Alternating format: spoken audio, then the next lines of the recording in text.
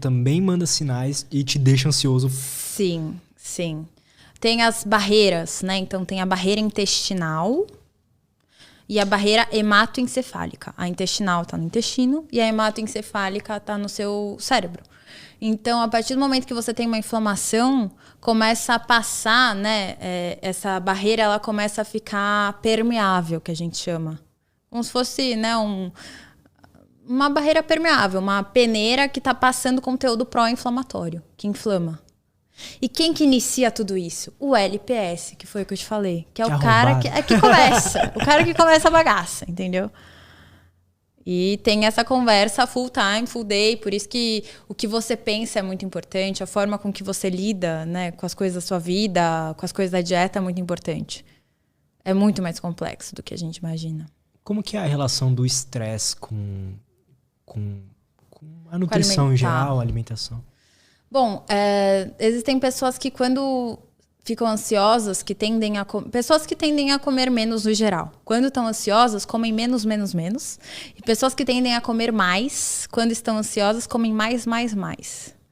Por isso que é importante a gente ter um manejo do estresse, da ansiedade. Ultimamente a gente vive num ambiente que nos cobra full time, um ambiente que é extremamente faz com que a gente não sempre tenda a ir para o lado mais cômodo, que é o lado do prazer imediato, que é um ambiente que a gente vive que tem estímulos full day, o dia inteiro. Então, a gente tem que se esforçar muito hoje em dia para ser saudável. Né? A gente vive num ambiente que os cientistas falam que é um ambiente obesogênico. Né? Antigamente eu falo que para comer o brigadeiro era na festa da minha priminha uma vez por ano. Hoje em dia, brigadeiro, se eu desço aqui na padaria tem, na escolinha aqui do lado tem também, em todo lugar tem. Então, a gente vive num ambiente que tem esses estímulos o tempo inteiro. Então, a gente tem que ser muito forte, assim, para não descontar, né, na refeição em si. E a indústria alimentícia, eu digo, a mainstream quer que você faça isso. Exato, né? Exato. McLanche feliz. Total. Né? E aí eu penso assim, pacientes minhas que têm esse perfil, né, pacientes meus que têm esse perfil de querer descontar na comida, tem que achar outra coisa para a válvula de escape não ser a comida em si, que é o maior desafio. Então eu falo assim, cara, final do dia, quando você tá cansada, você acaba descontando na comida, vai achar outra coisa pra fazer. Entendeu? Vai, sei lá, tocar um instrumento, vai fazer esteira andando, ouvindo a música que você gosta no celular. E aí, quando eu tenho paciente minha, por exemplo, que eu atendi essa semana, super estressada na hora do almoço. Eu falei assim, cara, almoço ouvindo ópera, entendeu? Ela gosta de ópera. Mais velha. Eu falei assim, almoço ouvindo ópera. Então, tentar achar técnicas e saídas além da nutrição para fazer com que você não fique tão ansioso assim, sabe? Eu acho que não necessariamente você tem que fazer yoga, né? Eu não sou a pessoa da yoga, por exemplo. Já achei muito tempo que eu tinha que ser. Eu acho que cada pessoa tem que achar seu esporte, sua... Né? Onde você desconta. Exato, tudo. Exato. Eu gosto de luta. Ah, você gosta de luta? Sim. Sério? Nossa, Gil o quê? Gil. Que legal. Nossa, eu acho que faz toda a diferença. Eu Total. Só comecei a me preocupar mesmo com a minha saúde depois que eu comecei a fazer um esporte, assim, Sim. que eu gostei mesmo, né? Quando eu fazia só musculação, sei lá. Sim, nossa, total. Eu falo, claro, existem pessoas que amam, mas eu falo que é muito legal você ter um esporte. É muito legal. É muito legal você ter um esporte. Eu peguei muito isso do... Meu tio foi atleta já, e ele sempre falou assim, Bruninha, você tem que ter um esporte. Porque eu acho que, querendo ou não, você acaba fazendo um grupo de amigos dentro desse esporte, ou não, né? Mas você acaba, assim, dando valor, sabe? Acho que o esporte ensina muito da vida, né? Se você pegar um atleta de ponta, um cara totalmente disciplinado, assim. E você fazer um esporte, que era o que a gente estava comentando, você fazer uma atividade física, você não vai sair da atividade física, né, da academia, e querer comer uma junk food, né, uma comida hipercalórica. Você vai querer sair da academia e comer uma coisa saudável. Então, pensando em ansiedade e alimentação, quanto mais hábito saudável você tiver na sua vida, mais saudável você vai ser. Então, eu sempre falo para o meu paciente, comece e termine o dia olhando para você, por mais que você tenha 15 minutos. Então, comece o seu dia fazendo alguma atividade física, nem que seja, sei lá, 20 minutos, eu prefiro que seja menos tempo, mas mais constante. E termine o dia também lendo um livro. Eu passo livro para os meus pacientes lerem, né? Termina o dia lendo livro. E não no celular. Se você ficar no celular, no Instagram, você vai ficar cada vez mais ansioso. Então, a gente tem que pensar em hábitos diferentes para poder implementar na nossa rotina para que a gente não seja, né, tão vítima aí desses estímulos imediatos constantes que a gente tem. Aquele livro fala sobre isso, né? A gente vive na nação dopamina, estímulo o tempo inteiro. Exatamente. E é muito, quando você tem esse estímulo o tempo inteiro, você não vai querer pegar o caminho mais árduo, né? A gente quer né? coisas rápidas, atalhos. Só que os atalhos não vão nos trazer tantas conquistas e tantos valores do que uma coisa mais árdua, né? O que eu gostei mais desse livro foi que ele conta a relação do prazer com o sofrimento. Então, quanto mais prazer assim, rápido você tem, você sofre mais. Sim. E quando você se coloca em situações, às vezes, de sofrimento, igual fazer uma maratona, por exemplo, você tem muito mais prazer. Sim, total. Nossa, total. Acho que 2 momentos mais incríveis da minha vida foi quando eu terminei a maratona e quando eu passei no mestrado. Que foram coisas que eu, assim, ralei muito para conquistar.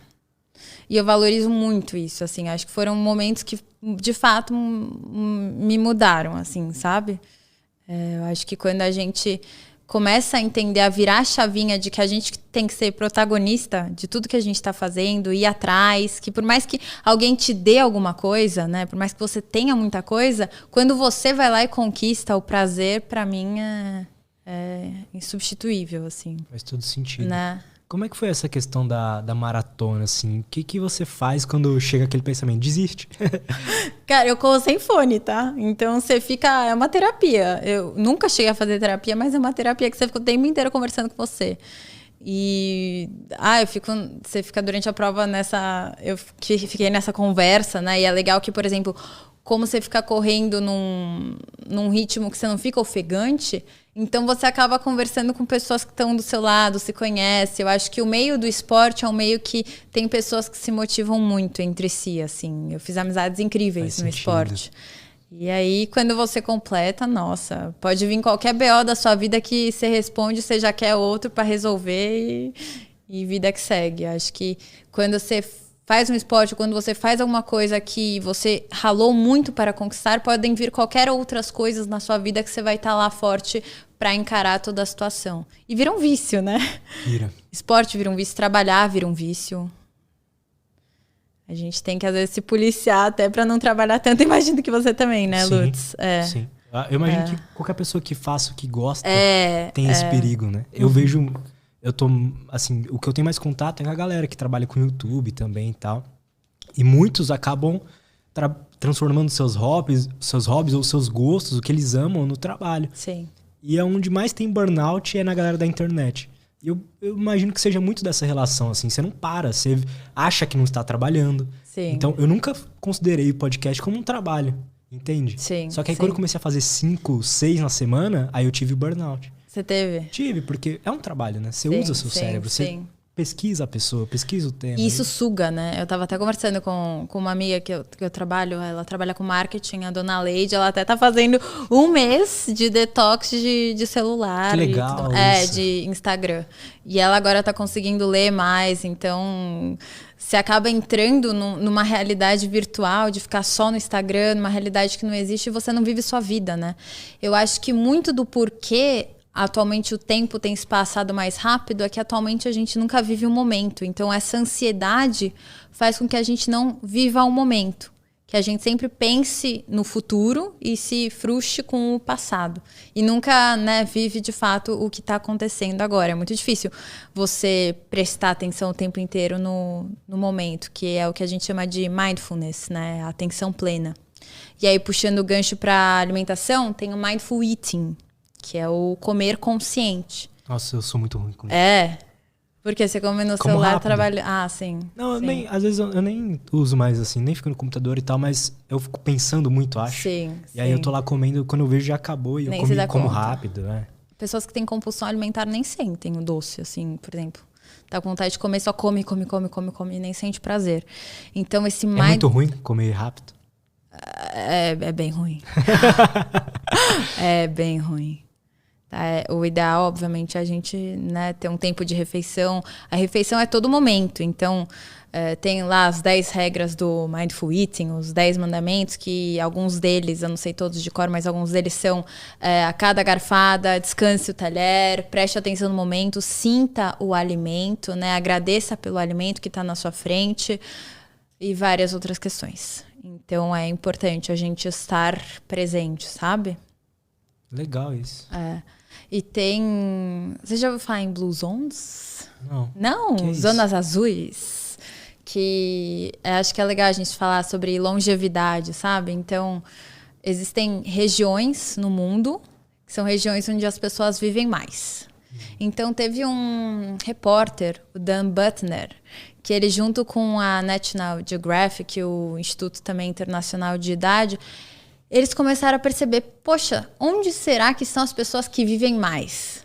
E aí eles começaram a mapear, a pegar algumas certidões de nascimento e a entender quais são as regiões que as pessoas vivem mais. Que são Okinawa, no Japão, Nicarágua, na Costa Rica, Loma Linda, Califórnia, Itália e Grécia. Essas são as 5 regiões. E aí eles começaram a entender o que essas pessoas fazem em comum para viver mais. E são muitas coisas que estão relacionadas à nossa felicidade, a comer menos, a restrição alimentar, a não comer tanto o tempo inteiro, a um manejo do estresse, a estar sempre com pessoas que a gente gosta, a ter um senso de pertencimento, que é fazer parte de um grupo, a felicidade, que foi o que eu já falei. Então, existem vários fatores, né? Comer devagar também, que era onde eu estava querendo chegar. Então, existem vários fatos que fazem com que as pessoas vivam mais. Restrição alimentar é uma das coisas que tem se falado bastante ultimamente, porque hoje em dia eu acho que as pessoas andam comendo muito mais. Antigamente, né, na época dos nossos ancestrais, a gente comia de vez em quando, tinha que caçar para comer. Hoje em dia tem comida o tempo inteiro, então a gente acaba comendo mais, que é o ambiente obesogênico que a gente falou. Então, a restrição alimentar, tem um estudo que ele foi feito com macacos do centro de Wisconsin, que avaliou durante 20 anos grupos de macaco que tinham restrição alimentar de 10% por mês durante 20 anos e um grupo que comia livre demanda. E aí eles começaram a avaliar esses macacos, primatas, de Wisconsin, a aparência deles, da galerinha que estava em restrição e da galerinha que estava comendo o que quisesse. E a galerinha que estava em restrição estava com aspecto muito mais preservado quando comparado com a galerinha que estava, tipo, comendo loucamente, assim. Essa restrição seria, tipo, um jejum? Não. Seria você comer menos. Né? Eu acho que tem uma frase bem interessante que fala que o segredo da longevidade é comer a metade, andar o dobro e rir o triplo. Legal. Né? Que acho que a gente anda comendo tanto essas refeições hipercalóricas que aumentam a inflamação, aumentam o LPS. E aí não é tão saudável assim. Então a restrição é você não comer tanto assim. É você sair da mesa com a sensação de, poxa, poderia ter comido mais. Tem a regra dos 80%, que é você comer até ficar 80% saciado. E 20%, tipo, poderia ter comido mais. Não ficar cheio, né? Aquela... A palavra que as pessoas não gostam de falar. Entendeu? É você não comer tanto assim. E aí, pensando ainda em longevidade, o maior estudo de saúde humana, muito interessante, inclusive comentei agora no meu Instagram, que avaliou qual que é o principal fator, por mais que tenham os hábitos da medicina do estilo de vida, os hábitos mais saudáveis, os hábitos que você tem que ter, qual que é o principal fator que te deixa mais saudável, que te deixa mais feliz, que está relacionado com a sua saúde e com a sua felicidade. E o principal fator, esse estudo que durou 76 anos, que é muito tempo, pra você ter noção, numa pesquisa científica, 76 anos é muito tempo, mostrou que o fator que nos torna mais saudável e mais feliz são os nossos relacionamentos. Então, né, vai muito além da alimentação, são vários fatores. E volta também para a questão do ambiente que você está inserido, né? Total, nossa, total. Eu vejo muito isso no meu trabalho, assim, eu amo as pessoas do meu trabalho. E você acaba trabalhando mais motivada, né? Nossa, é bizarro isso. O ambiente que você tá, acho que diz muito sobre a sua saúde, sobre a sua felicidade, né? Eu deixei de andar com muitas pessoas que hoje em dia, pra mim, não compensam mais. E pra eu sair, tem que ser com pessoas que eu gosto muito, que eu esteja muito bem. Porque eu valorizo muito isso pra mim. Você também? Pra caramba, pra caramba. Parece que é jogar no hard, né? Se você vive num ambiente que...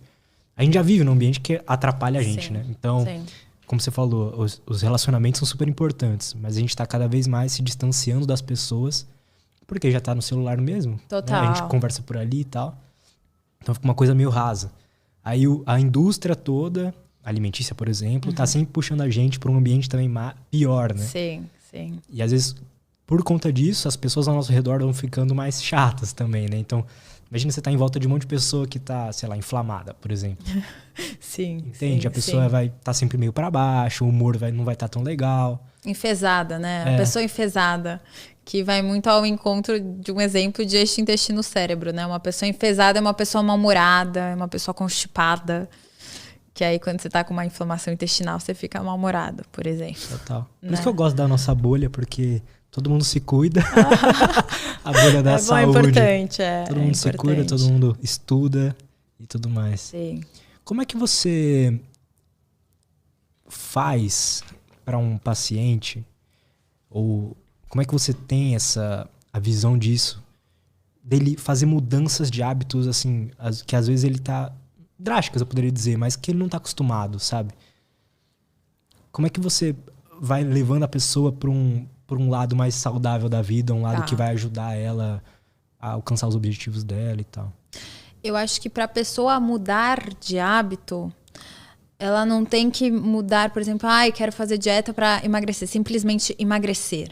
Eu acho que tem que ter um motivo além, que traga felicidade, assim, ou uma razão mais forte. Então, por exemplo, eu estava atendendo um paciente que ele já era mais velho, estava com vários problemas, e ele queria emagrecer para poder estar com os netos, entendeu? Então, tem que ter uma razão mais a fundo quando você quer mudar algo. E eu acho que, assim, a gente só muda hábito. Claro, o ambiente tem que deixar o máximo a nosso favor. Então, se você não quer comer mais doce todos os dias, não tenha doce na sua casa, obviamente. Mas eu acho que criar outro hábito saudável. Então, a gente só muda um hábito que a gente não quer mais ter, criando um outro hábito. E aí é uma coisa que a gente faz aos poucos, e não é um processo linear, é uma tentativa e erro. E a gente tem que mostrar para o paciente que tudo bem, que não vai ser 100%. Né? Que ele tem que se permitir errar. Porque quando ele não se permite errar, que foi o que eu falei, depois ele se culpa muito mais. Isso é pior. Então, acho que mudando os hábitos aos poucos, e para mudar a alimentação, tem que mudar outros hábitos além da alimentação, como a leitura, que são coisas que eu recomendo, como atividade física, como dormir bem. Quando você não dorme bem, quando você dorme menos de 6 horas por dia, você sabe disso, que eu sei, você acaba tendo uma desregulação de hormônios que estão relacionados com a sua fome e saciedade, como a leptina e a grelina. Você acaba priorizando alimentos mais hipercalóricos, hiperpalatáveis, né? E você acaba também tendo mais tempo acordado e maior oportunidade de você comer. Então, dormindo bem, o manejo do estresse, você tá com cortisol lá no talo, que é o hormônio do estresse, você tem dificuldade para emagrecer, por exemplo, para perder gordura corporal e ganhar massa muscular. Então, são vários fatores, né? A gente tem que ter esse olhar mais amplo, né? Olhar o paciente como indivíduo e não só vou fazer uma dieta perfeita, top, maravilhosa, sem perguntar pra ele o que ele quer, entendeu? Como é que tá o seu sono, exato, etc. Exato. Interessante. O objetivo de emagrecer, por exemplo, porque quando você estava falando sobre isso, que não é suficiente você ter um objetivo assim, quando o objetivo é puramente estético, assim, eu quero emagrecer porque eu acho bonito. Uhum. Você vê que a taxa de adesão é menor? Como é que é? Sim, muito. Eu percebo nitidamente que pacientes que têm muitos problemas...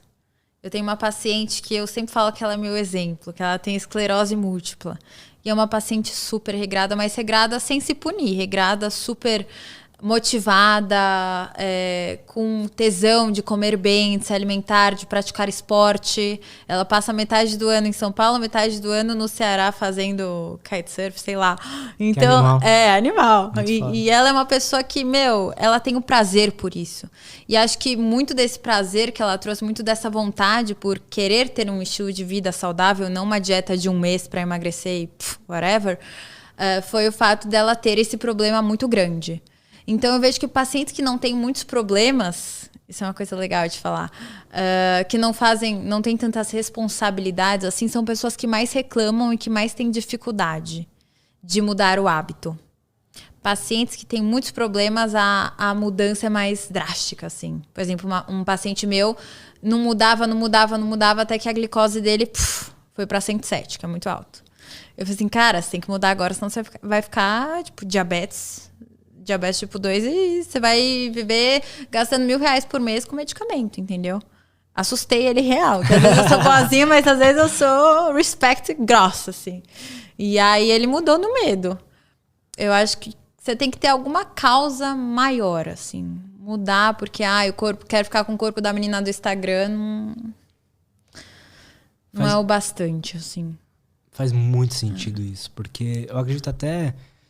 Quando você coloca um objetivo monetário, por exemplo, um objetivo de dinheiro, eu sinto que a taxa de adesão beleza, eu preciso ganhar 1 milhão esse ano, preciso ganhar 5 milhões naquele lançamento. Eu sinto que é muito mais fácil fazer a coisa, fica muito mais tranquilo se você colocar... Eu preciso fazer o melhor trabalho possível, entregar o melhor produto possível. Sim. Faz muito sentido isso que você falou. E eu acho que a gente tem que entender muito bem quais são todos os seus valores. Que aí também, né, vem muito da sua formação, das coisas que a sua família te deu. Acho que dieta resgata muito essas coisas. Que aí vem a leitura que a gente estava falando, né, a importância disso. Tudo isso vai fazer você resgatar para não ficar ansioso e entender quais são os seus valores e entender a importância de se cuidar, enfim. As prioridades na vida daquela pessoa. Exato. Legal demais isso. Vamos fazer uma pausa rapidinho? Vamos. 3 minutinhos. Fechado. E a gente já volta? Estamos de volta. Bruna, tem umas perguntas aqui da galera. Eu vou ler e se surgir mais algumas dúvidas, eu vou lhe perguntando. Antes, eu queria saber uma coisa. Tem diferença em horários para comer e tudo mais? É bom ser sempre no mesmo horário? Primeiramente em relação a comer de dia ou comer à noite. Quando a gente come durante o dia, é melhor do que comer mais as calorias que você tem na sua dieta durante o dia e à noite ficar mais em jejum. Que eu sempre falo que é o jejum fisiológico, né? 12 horas de jejum acho que é o recomendado para qualquer pessoa, né? Nosso corpo precisa de um respiro. Então, comer mais quando está claro e quando está escuro é mais saudável. Tanto que tem muitos estudos que mostram alteração da microbiota intestinal em pessoas que comem mais à noite, né? Em plantonistas, por exemplo, médicos plantonistas que comem mais à noite tendem a ter um desequilíbrio maior das microbiotas intestinais, por exemplo, das bactérias intestinais. Então, o horário que você come importa. E o fato de comer sempre no mesmo horário, que foi, acho que a pergunta, eu acho que é importante ter uma rotina de comer sempre no mesmo horário, sim. Eu acho que é importante.